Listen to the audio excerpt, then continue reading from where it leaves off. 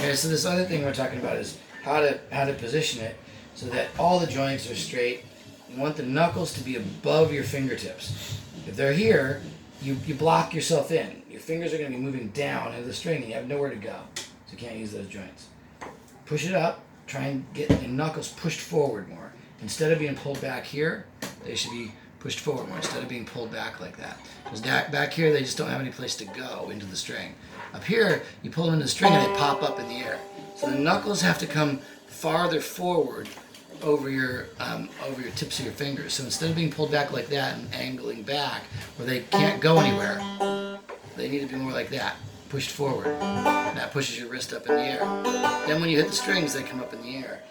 The other thing you're trying to do is keep this wrist straight. So it's up in the air, but it's straight. You don't want to do this. When you play straight off the strings, you tend to turn your wrist, and that's really hard to move because all these joints are out of alignment. And they're not going, they're going in a curve. The more you do this and have all these things nice in a straight row, so you're just pulling back across the string, contacting the thumb side of your finger, you'll get more motion. And the more you get those knuckles up, the more they'll come up into your hand.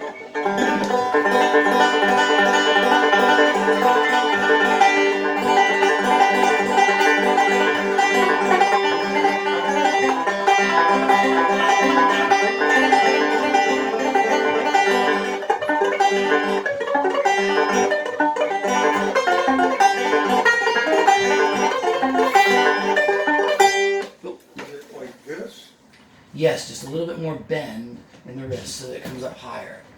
You don't want to bend side to side like that. You want to bend it up so that everything is still, if you look from the front, everything's still in a nice straight row. You don't want to go like that because that's twisting all the joints, So when you play straight across the string, when you're pulling perpendicular to the string, you tend to bend your wrist more like this. So like this? Playing more off the side, stay straight. That's good. Yeah, that's really good. Keep your wrist up high. And see, it probably feels a little weird right now because you're not used to doing that, but that's going to make your fingers move well. And see, as your wrist sinks down, you're starting to block your fingers again, right? Don't let it block your fingers.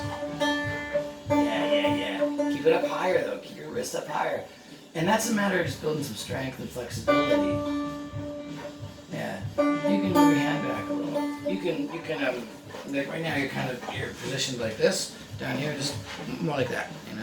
It'll let you reach over and grab the strings where you're not over the fretboard. Yeah. Just don't bend your wrist. Don't do this.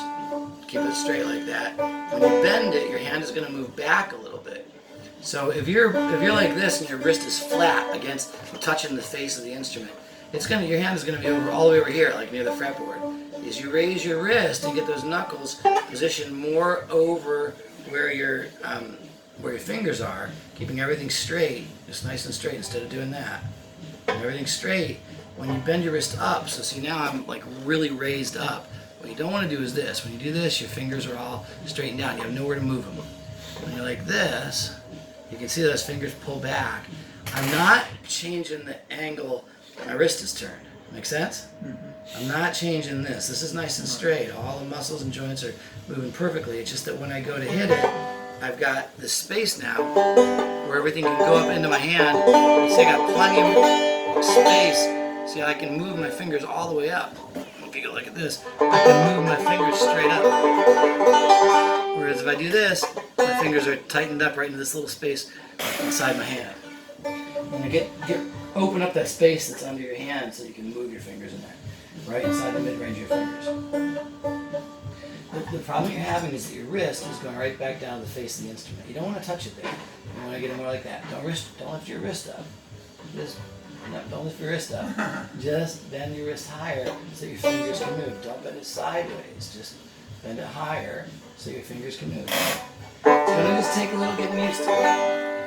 Just try and get your wrist up high, pull off to the side of the fingers. Yeah, get full range of motion and try and get the thumb and index finger to have a cross between them so that they're not in each other's way. If your thumb is over here, it's not going to collide with your pointer finger where it's moving. If it's pulled inside your hand, it's going to, you're going to hit, your thumb and finger are going to hit. If you do this, they're out of each other's way. time, I'm keeping this straight, and there's plenty of space underneath, so my fingers have a place to go.